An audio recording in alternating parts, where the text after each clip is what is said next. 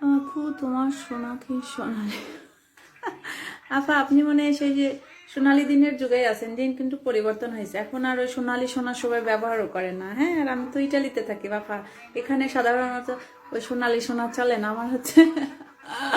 আমার হচ্ছে এই যে সাদা সোনা, হোয়াইট গোল্ড, বুঝেনি, রূপালি সোনা। আর দেখো, হ্যাঁ, আর হিংসা করো, জেলে পরে সরকার হয়ে যায়, বুঝেনি আপা? সোনার ব্যবসা তোমার কেমন চলতেছে আপা? সোনার ব্যবসায়ী আপা, আপা তো ঠিক আছে, আপনার দেখতে সোনার আমার মধ্যে কথা কি তেল ইউজ করেন? কোন তেল বালানি?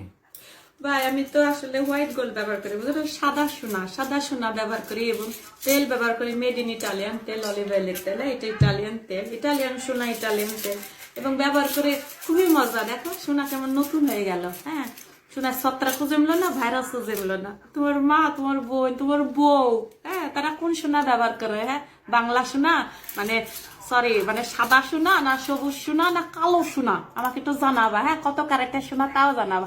আর তেল যদি ব্যবহার না করতে পারে, বিভিন্ন ধরনের জেলও পাওয়া যায়, সেইগুলো দিয়ে সোনা পরিষ্কার করা যায়। হ্যাঁ, সোনা ঝকঝক করে।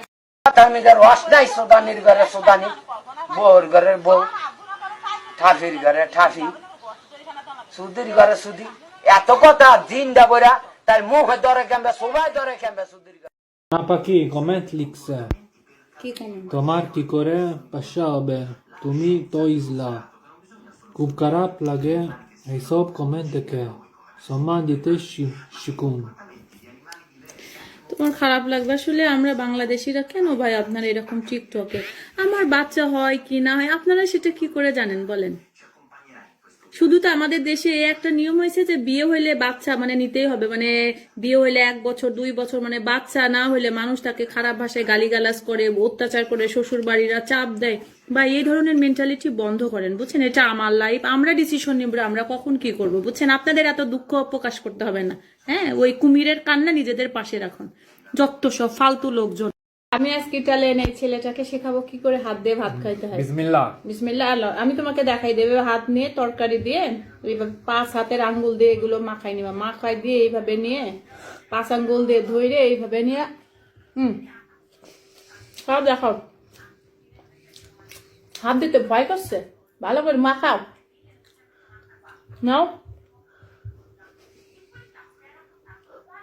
ওইভাবে না, ভাত তো যায় 2টা গেছে, এই যে এইভাবে ওই কুজি।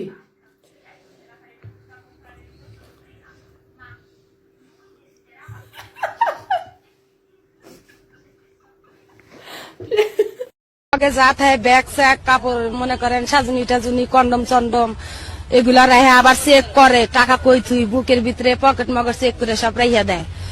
আবার ইচ্ছা মতন মারে, আবার একজনের কথাটা 10 জনে নিয়ে করে, একজনে হাত। আসসালামু আলাইকুম আপু, তোমার দেশের বাড়ি কোথায়? আসলে আমার দেশের বাড়ি কোথায় আসলে আমি কি বলবো ভাই, আপনারা এতদিনও জানেন না। যাই হোক আমি বলছি, তো হচ্ছে আমার দেশের বাড়ি হচ্ছে বাংলাদেশ, আমি ইটালিতে থাকি। আর বাংলাদেশে আমার বাড়ি হচ্ছে, আমি যদি প্লেনে গিয়ে নামি বাংলাদেশে যাই, ধরেন ওখানতে বাসে করি বা ট্রেনে করি বা গাড়ি থেকে যাবেন, সরাসরি যাই রাস্তায় নামবেন, নামে দেখবেন রাস্তার পাশে জুলহাস চাচার দোকান আছে, বুঝছেন? জুলহাস চাচার দোকানতে নামে বাম দিকে একটা খাল আছে, ওই খাল দিয়ে যদি যান তো বাঁশঝাড়ের ওই দিক দিয়েও যাওয়া যায়, আবার ওই যে ভাঙাচোর একটা রাস্তার কাছে মেম্বাররা ওই দিক দিয়েও যাওয়া যায়। তো গায়ে যাই দেখেন সুজা যায়, একটা পুকুর পাড় পাবেন, পুকুর পাড়ে দেখবেন একটা গরু বান্ধা থাকে, আমার সাইজু চাচার গরু বান্ধা থাকে, গরু দেখলে হামবাকে ওঠে। ওই দিক থেকে ডান দিকে গেলে একটা গলি মতো পাওয়া যায়, ওখানে একতলা একটা বাড়ি আছে, বাঁশঝাড়ের নিচে, ওইটা আমাদের বাড়ি।